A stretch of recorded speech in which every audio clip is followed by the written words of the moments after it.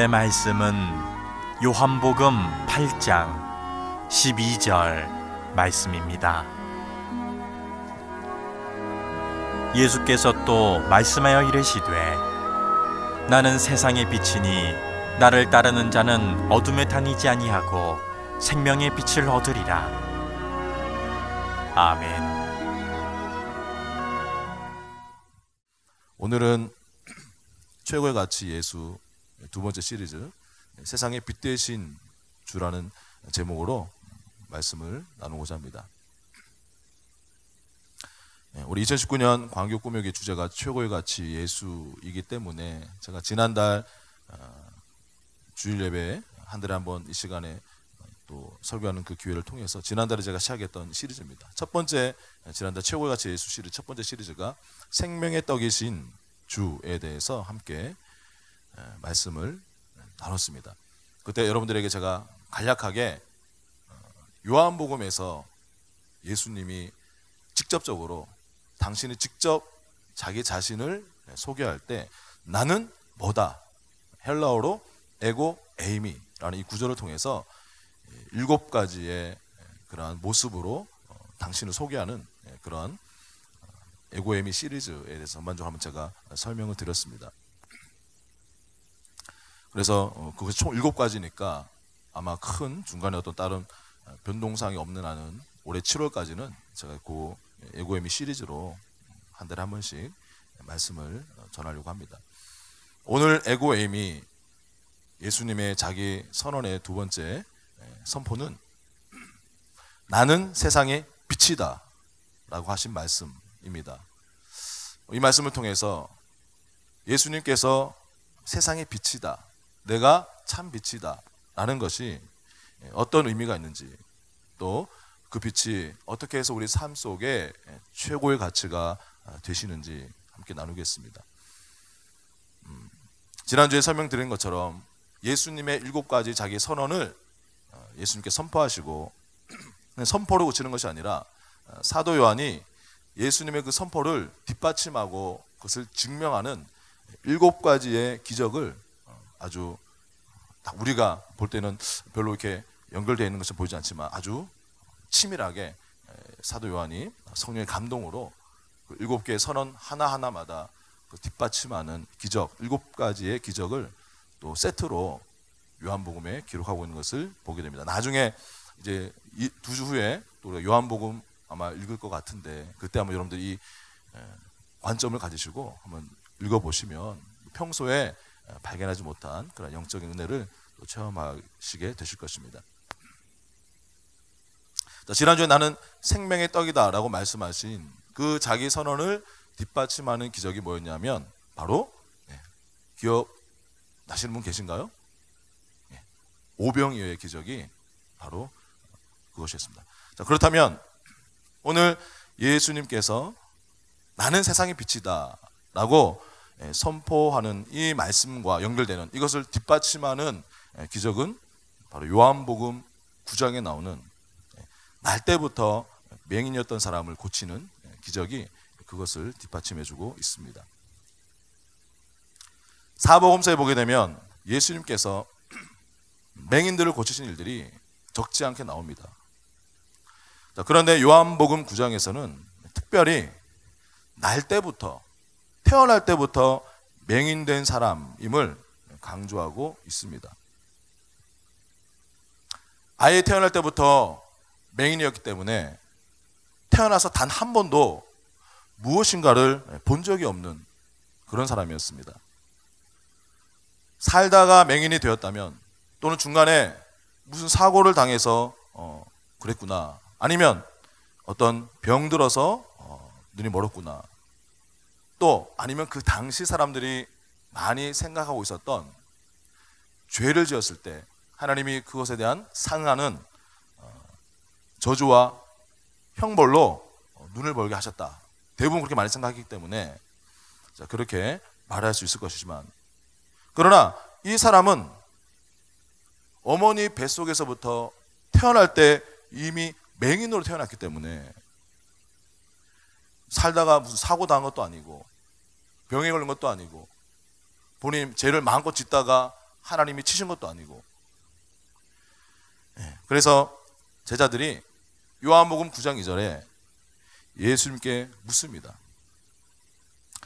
이 사람이 맹인으로 난 것이 누구의 죄로 인함이니까? 자기니까? 그의 부모니까? 이 제자들도 상식적으로 생각해서 태어나서 뭔가를 하지도 않았는데 자기 죄 때문에 이런 벌을 받을 일은 없을 것이고, 그렇다면 그 부모들이 어떤 죄를 져서 그 저주가 유전된 것은 아닌가? 예수님께서는 대답하시기를 누구의 죄 때문에 그렇게 된 것이 아니다. 하나님의 하시는 일을 나타내기 위해서 그렇게 된 것이다 라고 말씀하셨습니다. 바로 이 말씀 그 이후에 오늘 우리가 함께 보았던 요한복음 8장 본문 말씀, 그 요한복음 8장에서 예수님이 직접 스스로를 세상의 빛이라고 하시는 것이 처음 등장하고, 바로 지금 이 맹인이 등장하는 요한복음 9장에서 두 번째, 바로 이 맹인의 사건 이 한가운데에서 요한복음 9장 5절에서 예수님이 내가 세상에 있는 동안에는 세상의 빛이로다 이렇게 말씀하고 있습니다. 그리고는 그 맹인의 눈을 고쳐주셨습니다. 태어나서 한 번도 무엇인가를 본 적이 없는 사람을 고치셔서 보게 해주셨습니다. 자, 그런데 성경을 여기 읽어보신 분들은 아시겠지만 그 다음에 더 문제가 커집니다.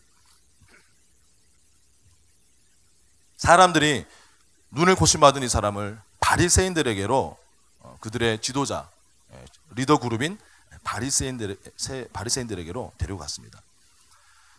날 때부터 맹인이었던 사람, 같은 동네에 살았기 때문에 모를 리가 없죠. 아니, 쟤는 태어날 때부터 아무것도 못 보던 사람인데 그 사람이 멀쩡하게 눈을 껌뻑껌뻑 뜨고 있는 것을 보니까 바리새인들이 놀라서 묻습니다. 이게 어떻게 된 것이냐? 네가 어떻게 해서 보게 되었느냐? 요한복음 9장 15절에 보면 그 남자가 자기가 경험한 대로 대답을 합니다.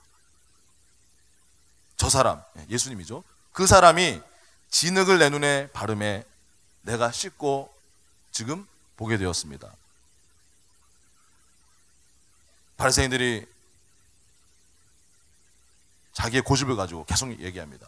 도대체 그 사람이 누구냐 말이냐? 안식일에 그런 일을 행하는 것 보니까 하나님께로부터 온 자는 아니고, 그러면 어떻게 죄인이 그런 신기한 일을, 그런 기적을 행할 수가 있다는 말이냐?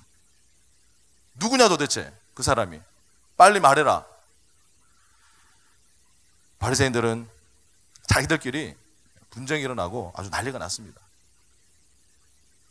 이 남자들한테 본인들이 흡족한 대답을 못 들으니까 그들은 맹인이었던 사람의 부모를 불러서 물어보고, 그래도 자기들이 흡족하지 않으니까 다시 그 맹인을 불러서 물어보고 아주 한바탕 소동이 벌어졌습니다. 누구냐 그 사람이? 그 사람 죄인 아니냐? 죄인이 어떻게 그런 일을 행할 수 있느냐? 너의 그 눈이 어떻게 해서 그렇게 떠졌는지 솔직하게 말해보거라. 그 사람이 어디서 온 사람이냐? 묻고 또 묻고 묻습니다. 그러자 맹인이었던 사람이 답답하다는 듯이 바리새인들에게 대답을 합니다. 요한복음 9장 30절 이후에 나온 말들이 굉장히 재미있습니다. 참 이상한 일입니다. 그분이 내 눈을 뜨게 해주셨는데도 당신들은 그분이 어디서 오셨는지 모르신다는 말씀입니까? 세상이 생긴 이후로 지금까지 소경으로 태어난 사람의 눈을 뜨게 했다는 말은 들어본 적이 없습니다. 이분이 만일 하나님이 보내셔서 오신 분이 아니라면 도저히 이런 일을 하실 수가 없었을 것입니다. 이 맹인은 당시에 그 바리새인들이 바삭하게 알고 있는 구약 성경에 보게 되면 그 이스라엘 백성들이 고대하고 기다리는 메시아가 오게 되면 가장 대표적인 기적 중 하나가 뭐냐면 눈먼 자가 보게 되는 것. 이사야서나 많은 구약 성경에 그런 예언들이 되어 있는데, 맹인이 봤을 때는 그 예언대로 사고로 눈먼 것도 아니고 태어날 때부터 보지 못한 자신을 보게 하신 분, 이분이 메시아가 아니라면, 이분이 하나님께로부터 온 분이 아니라면 그 말이 되지 않는 거 아닙니까? 지금 이렇게 물어보는 것입니다. 그러면서 왜 당신들은 보고도 모르십니까? 여러분, 이 대화가 무엇을 말하고 있을까요? 바로 영적 맹인된 바리새인들의 모습을 보여주고 있습니다. 날 때부터 맹인되었던 사람, 이 사람이 맹인이 아니라 평생을 눈을 뜨고 살았지만, 모든 걸 다 보고 살았지만 정작 보아야 할 것을 보지 못하는 그 사람들, 영적인 실제를 보지 못하는 바리새인들이 바로 영적 맹인이라는 것을 본문은 말하고 있습니다. 이제 그 맹인이었던 사람이 다시 예수님을 만납니다. 그리고는 예수님을 그리스도로 믿고 영접합니다. 예수님 앞에 그 남자가 엎드려 절을 하자 요한복음 9장 39절에 예수님이 이렇게 말씀하십니다. 예수께서 이르시되 내가 심판하러 이 세상에 왔으니 보지 못하는 자들은 보게 하고 보는 자들은 맹인이 되게 하려 함이라 하시니.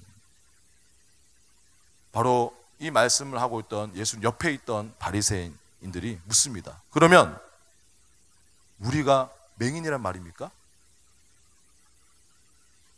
요한복음 9장 41절에 예수님 이렇게 대답하십니다.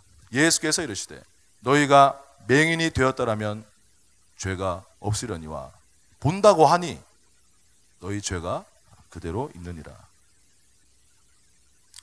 그들이 바로 맹인이라는 것입니다.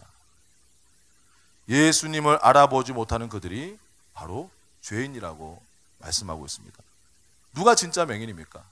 예수님을 알아보지 못하는 자들, 영적 실제를 보지 못하는 자입니다. 눈앞에서 일어난 하나님의 일을 보고도 날 때부터 맹인이었던 자가 멀쩡히 눈을 뜨고 보게 되는 그런 기적이 자신들 눈앞에서 예언의 성취로 일어났음에도 불구하고 그것을 보고도 깨닫지 못하는 바리새인들, 그들이 진짜 맹인이었습니다. 본다고 하는 사람들, 아 내가 다 알아, 똑똑하다라고 자부하는 사람들, 그 사람들을 영적인 맹인인 상태로 그대로 내버려 두는 것, 그것이 바로 예수님의 심판이라고 말씀하고 계십니다. 자기의 이론에 빠져 있어서 자기 생각, 자기의 논리와 이성과 경험에 갇혀서 아무리 말해도 받아들이지 않는 사람들, 보고도 못 믿는 사람들, 그들을 평생 그렇게 살도록 두시는 것, 그들이 변화되지 않도록 그냥 방치하시는 것, 그것이 예수님의 심판이었던 것입니다. 반대로 저와 여러분은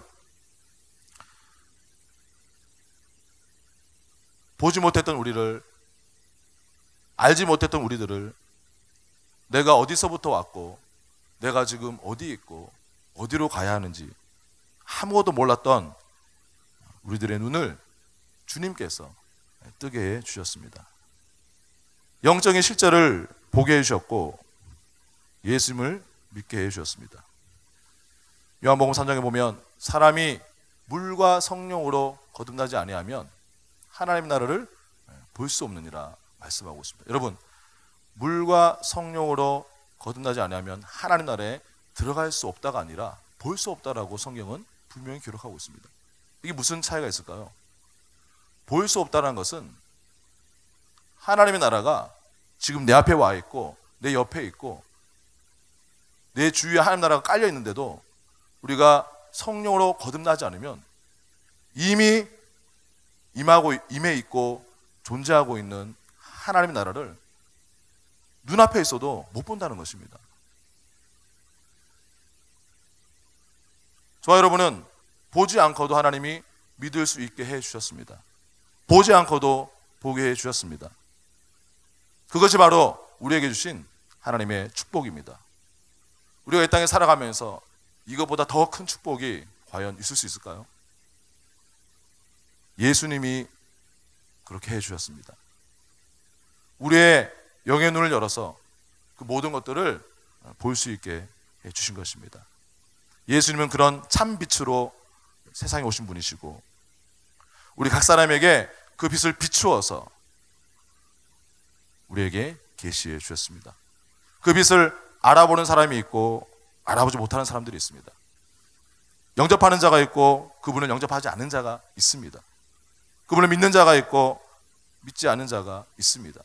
요한복음 1장 10절 11절은 그것을 이렇게 말씀합니다.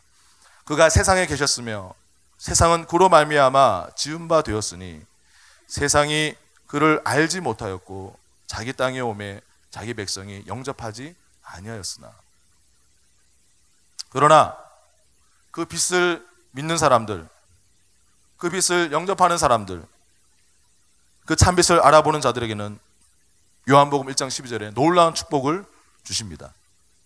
영접하는 자, 곧 그 이름을 믿는 자들에게는 하나님의 자녀가 되는 권세를 주셨으니 하나님의 자녀가 되는 권세를 주셨습니다. 여러분은 하나님의 자녀가 되신 것을 믿으십니까? 최고의 영광이고 최고의 축복입니다. 세상에 빛으로 오신 예수님 때문에 그렇게 된 것입니다. 그 맹인의 눈을 뜨게 해주신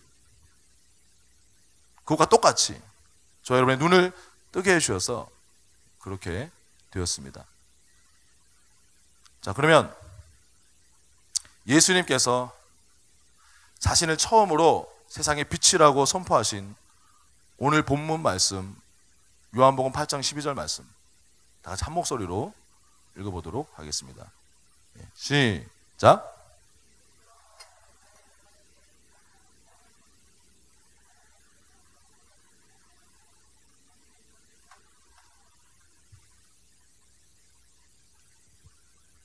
이 말씀은 요한복음 말씀 중에 굉장히 유명한 말씀 중에 하나죠. 그래서 많은 분들에게 익숙한 구절일 것입니다. 근데 여러분, 이 말씀이 어떤 문맥에서 나온 말씀인지 혹시 알고 계십니까? 요한복음 8장 3절부터 오늘 본문 말씀 바로 직전 구절인 8장 11절까지 나온 이야기는 우리 모두가 잘 알고 있는 가늠하다 잡힌 여인의 이야기입니다. 서기관들과 바리새인들은 음행 중에 잡힌 여자를 현장에서 잡아와서 예수님 앞에 끌고 왔습니다. 요한복음 8장 6절에 보면 그들의 그렇게 한 동기, 그들의 저의에 대해서 이렇게 기록하고 있습니다. 그들이 이렇게 말함은 고발할 조건을 얻고자 하여 예수를 시험함이러라.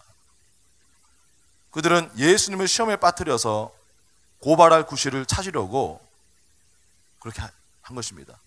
만약에 그들이 정말로 음행 자체에 대해서 그들이 거룩한 분노로 벌하고 싶고 율법을 적용하고 싶었다라면 현장에 있던 남자도 같이 잡아왔을 텐데 그러지 않았습니다. 여자 혼자서 그런 죄를 줄 수는 없는 것이죠. 아마 그 여인과 그런 죄를 지었던 상대 남자가 자기들과 같은 서기관이나 바리새파 사람들이었기 때문에 여자만 잡아온 것은 아닌가 조심스럽게 추측해 봅니다. 만약 예수님이 이 자신 앞에 있는 이 여자, 음행을 하다가 잡혀온 여자를 지금 5절에서 말씀하고 있는 것처럼 모세 율법대로 돌로 쳐서 치지 않으면 그러면 예수님은 모세 율법을 어기는 사람이 되는 것입니다.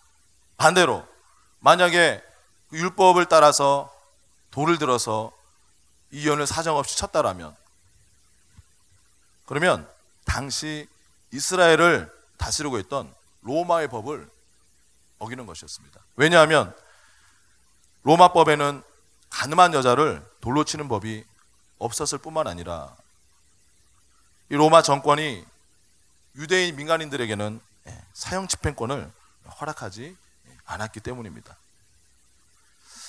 근데 더 근본적으로는 만약에 이 여인이 예수님께 돌에 맞아 죽임을 당했을 때 그것은 예수님이 그동안 공생의 사역하면서 설파해왔던 은혜의 복음, 죄사함, 당신의 가르침하고는 정면으로 배치되는 그런 행위였을 것입니다.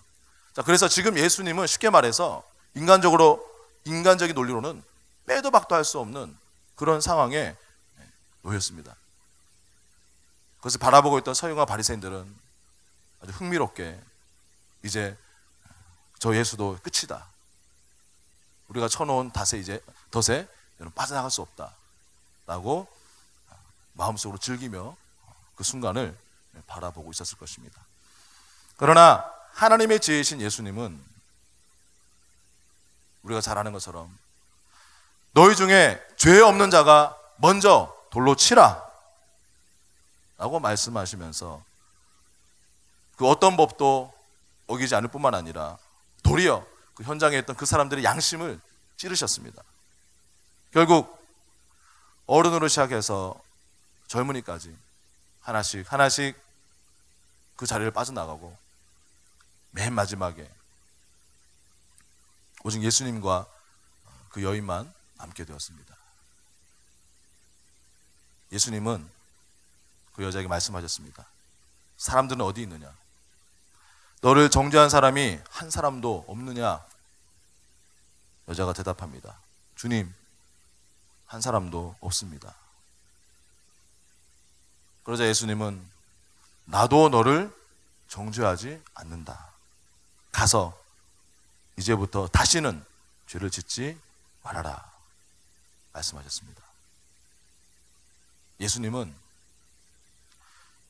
그 여인이 앞으로 다시는 죄를 범하지 않을 수 있게 하는 그 능력을 갖게 하기 위해서 정죄함이 없나니 라는 이 선물을 주셨습니다.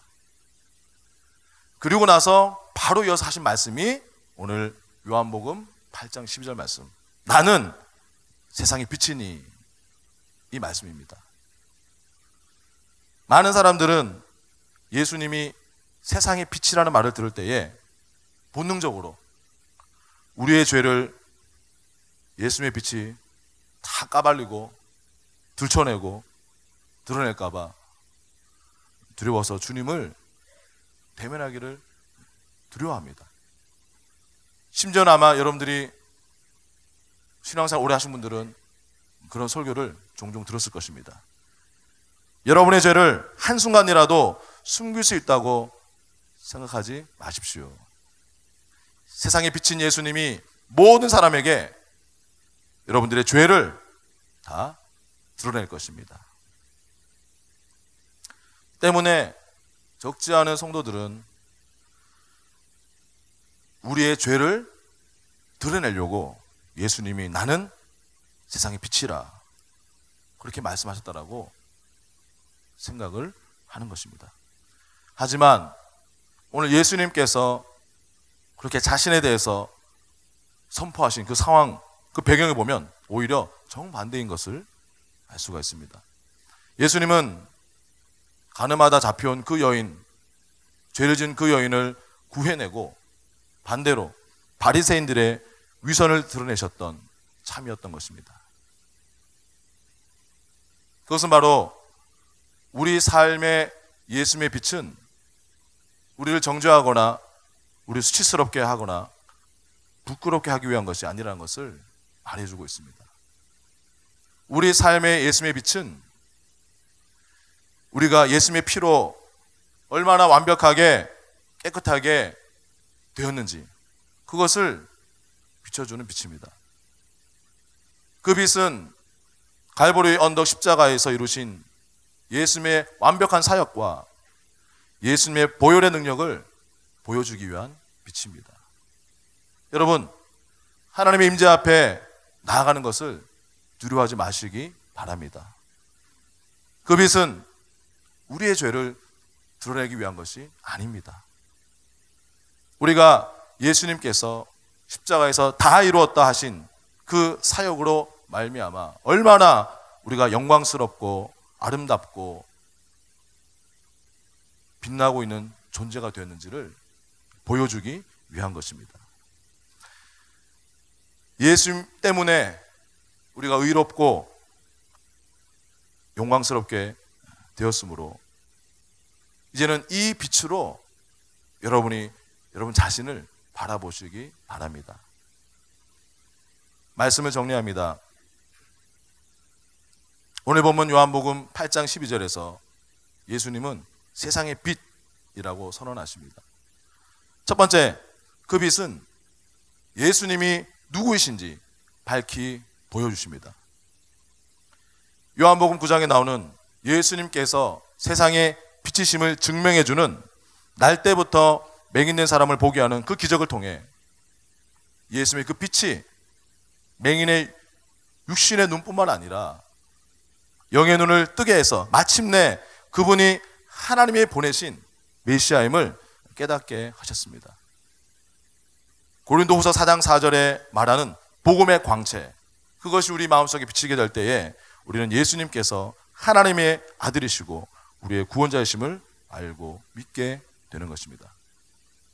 복음의 광채가 제 삶 속에 비치기 전에 저에게 예수님은 소년소녀 위인 전집에도 절대로 실려서는 안 되는 나약한 인간들이 만들어낸 허구고 신화의 인물이었습니다. 그러나 복음의 빛이 제 마음속에 비치자 예수님은 나의 구원자, 나의 주님, 나의 하나님이 되셨습니다. 두 번째로 예수님의 빛은 그리스도 안에서 내가 누구인지 밝혀줍니다. 자신이 세상의 빛이심을 처음 스스로 선포하신 요한복음 8장 12절의 배경이 된 오늘의 이 이야기 속에 등장하는 가늠한 여인은 예수님과 함께 할 때에 더 이상 죄인이 아니었습니다. 로마서 8장 1절은 분명히 말씀합니다. 그러므로 이제 그리스도 예수 안에 있는 자에게는 결코 정죄함이 없나니. 예수님의 빛이 우리에게 비칠 때 우리는 그리스도의 그 십자가의 피가 우리의 과거, 현재, 미래 모든 죄를 다 씻어내고 지금 그 보혈로 우리가 덮여 있으므로 우리는 값없이 하나님 앞에 의인이 되어 있다는 것을 보게 될 것입니다. 하나님은 그 진리의 빛을 우리 마음에 비추기를 원하십니다. 고린도후서 4장 6절에 어두운 데에 빛이라 말씀하셨던 그 하나님께서 예수 그리스도의 얼굴에 있는 하나님의 영광을 아는 빛을 우리 마음에 비추셨느니라. 고린도후서 3장 18절에 보면 그 주님의 영광의 그 얼굴의 영광의 빛을 계속 바라볼 때 우리에게 일어날 일에 대해서 기록하고 있습니다. 우리가 다 수건을 벗은 얼굴로 거울을 보는 것 같이 주의 영광을 보매 그와 같은 형상으로 변화하여 영광에서 영광에 이르니 곧 주의 영으로 말미암음이니라. 뭐와 같다고요? 거울을 보는 것 같이 될 것이다. 여러분, 거울은 어떤 역할을 합니까? 우리의 자신의 있는 모습을 그대로 반영하고 비춰주는 것이 거울입니다. 우리가 주님의 얼굴의 영광의 빛을 바라볼 때 주의 영이신 성령으로 말미암아 우리는 거울 속에 있는 내 모습, 예수님 닮은 하나님의 자녀의 모습을 보게 될 것입니다. 이제는 주님의 영광이 충만한 새로운 피조물로서의 나의 모습을 보게 되는 것입니다. 고린도후서 5장 17절 그런즉 누구든지 그리스도 안에 있으면 새로운 피조물이라 이전 것은 지나갔으니 보라 새 것이 되었도다. 말씀의 거울을 통해서, 말씀의 빛을 통해서 내가 그리스도 안에서 지금 현재 어떤 존재가 되었는지, 어떤 사람이 되었는지를 보게 되고 알게 되는 것입니다. 마지막 세 번째로 그 빛은 우리를 생명으로 인도합니다. 오늘 본문 요한복음 8장 12절에서 예수님은 세상에 비치신 당신에 대해서 나를 따르는 자는 어둠에 다니지 않고 생명의 빛을 얻을 것이라고 말씀합니다. 제가 전에 사역했던 전도사로 사역했던 그 교회에서, 그 교회가 큰 대형 교회였기 때문에 전도사 그리고 목사님들이 많았습니다. 저는 그 교회는 1년에 2번 연초 또 하반기가 시작될 때 목회 전략 세미나의 차원으로 항상 가평에 있는 기도원에서 3박 4일 이렇게 강의도 듣고 회의도 하고 또 쉬기도 하고 그런 시간을 가졌습니다. 한 둘째 날 밤에 그 수련회 중간에 저는 같이 함께 사역하는 우리 전도사님들과 함께 밤늦게 가평 시내에 있는 치킨을 먹으러 가자. 그날 저녁 일정이 일찍 끝났기 때문에 제가 같이 프로그램 다 끝나고 숙소에서 옷 갈아입고 치킨 먹으러 가자. 그래서 모였습니다. 밤 한 10시 반에서 11시 정도 사이가 됐습니다. 그래서 우리가 그 교회 본고에 한 차의 전사님들이 우르르 탔습니다. 제가 조수석에 타고 제 동료 전도사가 운전을 했는데, 그 기도원이 가평에 있는 산의 깊은 곳에 있었기 때문에 시내로 가려면 차를 좀 밤에 그래도 적지 않은 시간을 타고 나왔어야 되는데, 그런데 이 운전하는 전도사가 장난으로 그 밤에 산의 도로를 운전하는데 헤드라이트를 다 꺼버리는 겁니다. 혹시 여러분 그런 장난 혹시 해보신 적 있어요? 산에 있는 도로에서 밤 11시쯤에 차 헤드라이트 다 꺼버리면 어떤 게 보이는지 아십니까? 아무것도 안 보입니다. 내가 차 안에 있다는 사실도 인지할 수 없으면 아무것도 안 보입니다. 절대 흑암.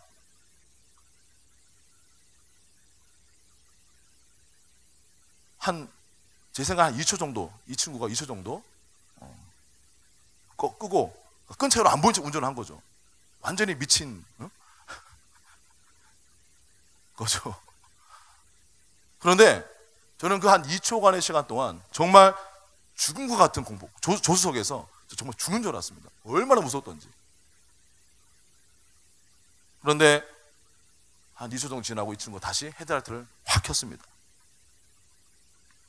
그 순간 정말 어둠 속에서 그 차의 헤드라이트 불빛은 저의 절대적인 의지의 대상이고 유일하게 마지막 치킨집까지 따라가야 하는 그런 빛이었습니다. 여러분, 우리는 우리를 생명으로 인도하는 빛 대신 예수님을 이런 태도로 따라가야 할 줄 믿습니다. 예수님은 유대인들만을 위한 빛이 아니라 모든 이방인들을 위한 빛, 온 세상의 빛이 되십니다. 골로새서 1장 12절 13절 말씀은 우리가 예수님을 영접했을 때 그때 이미 우리는 흑암의 권세에서 건짐을 받아서 그 사랑의 아들의 나라, 빛의 나라로 옮겨졌다라고 분명히 말씀하고 있습니다. 저 여러분들이 예수님 안에 거할 때 우리가 이미 그 빛 안에 거하고 있음을 결코 잊지 마시기 바랍니다. 그 빛은